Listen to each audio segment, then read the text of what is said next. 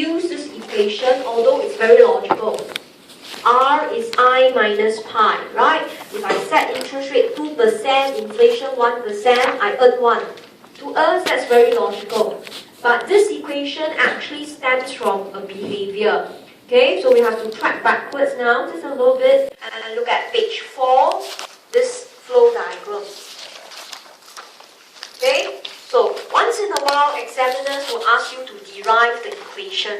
So it's better you study it, rather than just say R is I minus pi. Okay, the derivation is very simple. It first starts off with a firm or a person. He owns machine A. So he has two choices what to do to the machine.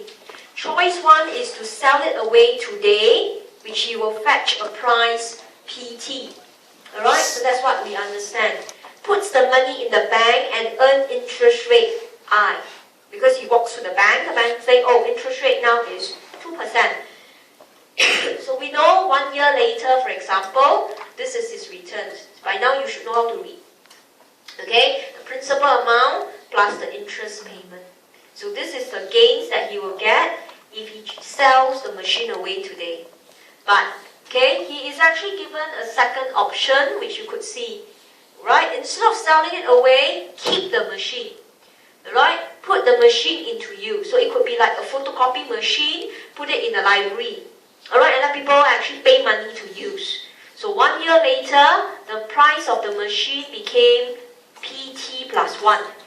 Alright, the machine will not be the same price anymore, but a PT plus 1. But on top, this machine generated revenue for you, a certain percentage. Alright, so we call it R times PT plus 1. So, okay, technically we say this is the value add by the machine. Okay, so what you do is 1 year later, you measure your returns. You still have the machine, PT plus 1. Then you actually calculate, right, the boxes of papers that you printed due to use of the machine. This is RPT plus 1. So you sum them up, that's your total returns. Okay, so quite easy, right? But make sure, like what I given here, you write one segment in one paragraph. Okay, the next step is quite simple. Okay, assuming no arbitrage, means there's no administration cost, no agency fee, no risk. Okay, option A is exactly option B. Alright, so from there, you rewrite the equation. Remember, your focus is on real interest rate. Okay, so you bring the PT plus 1 across, and you get equation 1. Okay, now take note, it is not required in the exam to show the detailed steps at all. The moment you reach equation 1, you saw you have current price PT, you have future price PT plus 1. You can rearrange it. So if you are interested, go to your course guide, they will show you.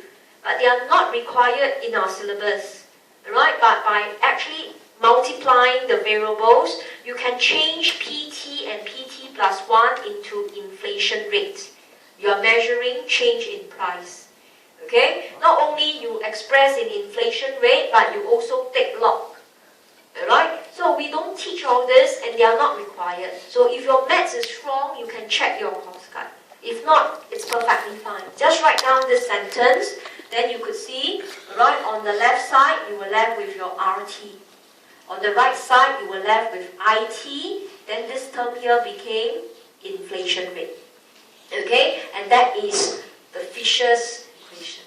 So if you have time, look through your course guide. But it's very tedious. You must be very careful. So if you can, try it. If you can't, just drop it. Okay? You must strike a balance. Right? So far, what are we discussing? You don't have to turn. We're discussing firms spending on equipment and machines.